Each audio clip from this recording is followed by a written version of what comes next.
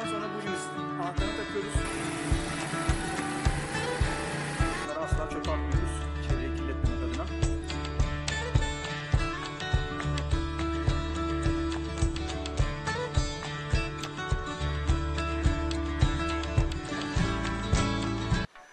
Arkadaşlar merhaba. Bu videomda sizlere motosiklet yağ değişiminden bahsedeceğim. Değiştireceğimiz yağ motosikletimizin ilk yağı olacak. Yani rodaj sonrası ilk yağımız olacak.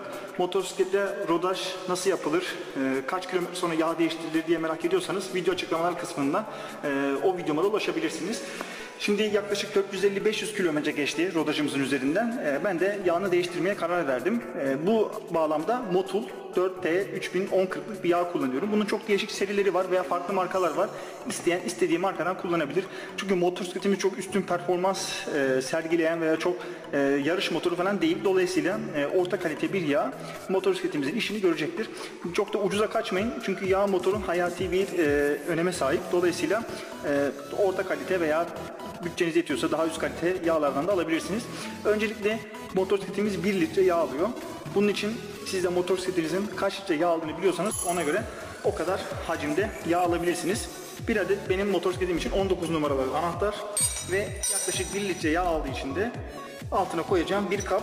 Motorumuz sıcakken değiştirmenizi tavsiye ederim. Çünkü motor sıcakken arkadaşlar yağın akıcılığı daha fazla oluyor. Yani viskozitesi düşüyor. Bundan dolayı da bizim içerisindeki yağı boşaltmamız daha kolay olacaktır. Şu üst kısımdaki şuradaki bölümden de yağını dolduracağız. Şimdi isterseniz önce yağını bir boşaltalım. Daha sonra yağ doldurma işlemine başlayacağız. Şimdi arkadaşlar 19 numara değil, şuradan 17 numarayı aldım. Evet, 17 numaralı anahtarımız bizim için tam.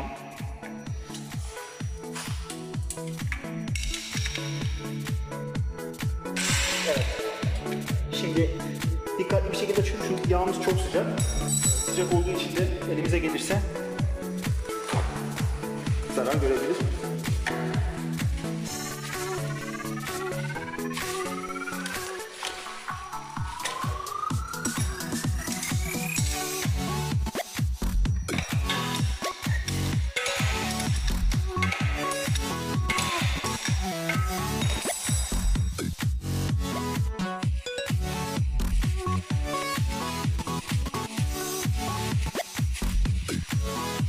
Dikkatli bir şekilde açıyoruz.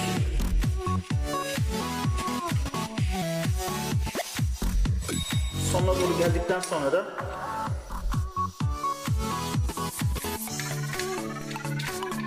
evet, bu şekilde. Evet, gördüğünüz gibi yağımız simsiyah. Bu görevini yaptığı anlamına geliyor. Hani yağın çok kötü olduğu anlamına gelmiyor. Öncelikle onu söyleyeyim. Yağ demek ki motorun içerisindeki kirleri temizlemiş. Şu an kabın içerisinde de zaten yağın cıvatası kaldı. Onu yağ boşaltırken alacağız.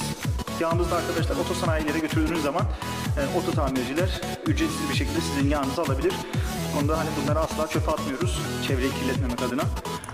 Evet. Gördüğünüz gibi yağı boşalttık ama bayağı da az yağ çıktı. Şöyle biraz motorumuzu dikeltirsek daha çok.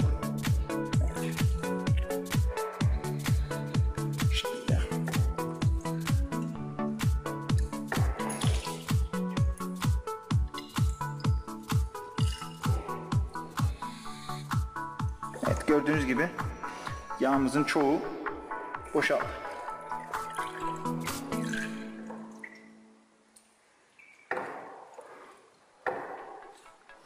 Birkaç defa sallıyoruz. Evet, artık yağımız tamamen boşalmış durumda arkadaşlar.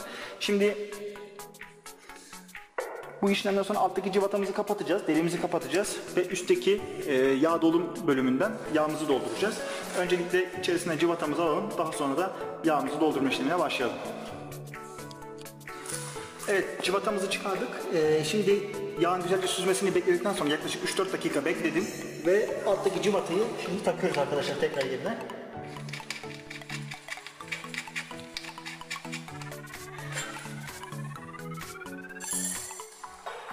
Evet, anahtarımızı tekrar sıkalım. Bunu da çok bütün gücümüzle sıkmıyoruz. Yaklaşık sıkıldıktan sonra arkadaşlar yaklaşık onda 1 veya onda 2 tur çevirirseniz bu işlem tamamdır. Daha sonrasında eğer alttan sızıntı alıyorsa, yani yağ damlatıyorsa tekrar bir miktar daha sıkabilirsiniz. Aksi takdirde buralar alüminyum olduğu için üzerini yalama edebilirsiniz. Daha sonra tekrar tornacıyla vesaire diş açtırmakla uğraşacaksınız. Bu da istenmeyen bir durumdur. Şimdi yağ çubuğumuzun hem de yağ dolum kapağımızı açıyoruz. Benim motorumda ikisi bir olduğu için evet şu şekilde üzerini temizliyoruz. Güzel bir şekilde. Şu iki nokta arasında olması gerekiyor ideal yağ miktarımızın. Şimdi şöyle takıp çıkardığımız zaman zaten içerisi boş olduğu için herhangi bir şey göremiyoruz. Burayı yağla doldurduktan sonra kontrolünü yapacağız. İnternetten yaptığım araştırma sonucu motorumun 1 litre yağ aldığını fark ettim. Yani gördüm. Zaten şu aşağıda da gördüğünüz üzere hemen hemen 1 litre yağ var.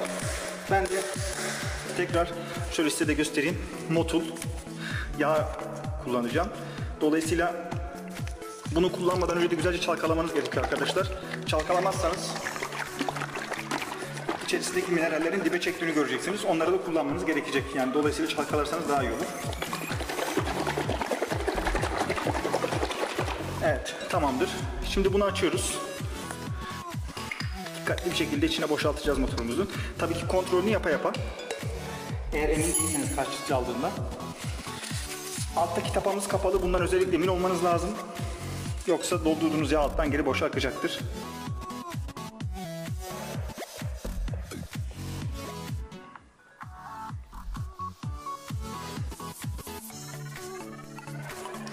Evet, şu an dolumunu gerçekleştiriyoruz. Hemen hemen yarısı doldu.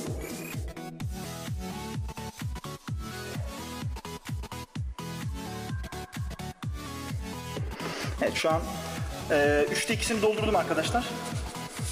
Bir kontrol yapacağım, merak ettim çünkü.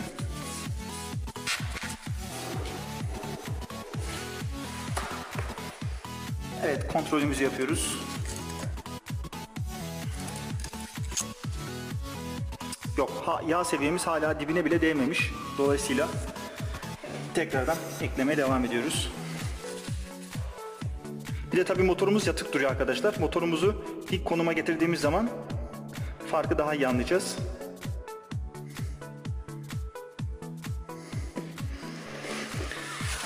Evet, şimdi tekrar bir daha kontrol yapalım.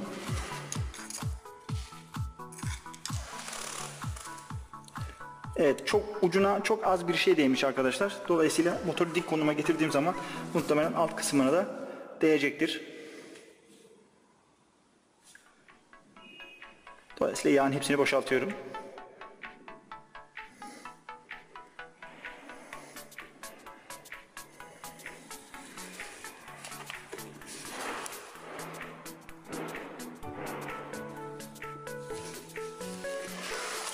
Evet.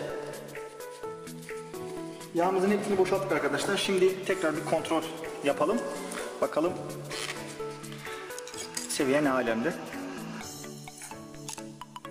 Evet. Gördüğünüz gibi iki çizginin tam ortasında. Motoru zaten dik konuma getirdiğimizde de şöyle isterseniz ben bir dik konuma getireyim. Tekrar yatırdım.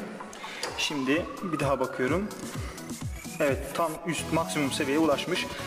Bu şekilde yağımızı değiştirmiş olduk arkadaşlar. Şimdi tekrar bunu güzelce kapatıyoruz. Yağ değişim işlemini gerçekleştirmiş bulunmaktayız. Herhangi bir sorunuz veya özel istekleriniz olursa onları da yorum kısmından yazabilirsiniz. Başka arkadaşlar benim söyleyeceklerim bu kadar. Motorumuzun yağını değiştirmiş olduk. Herkese kazasız ve belasız sürüşler diliyorum. Hoşça kalın.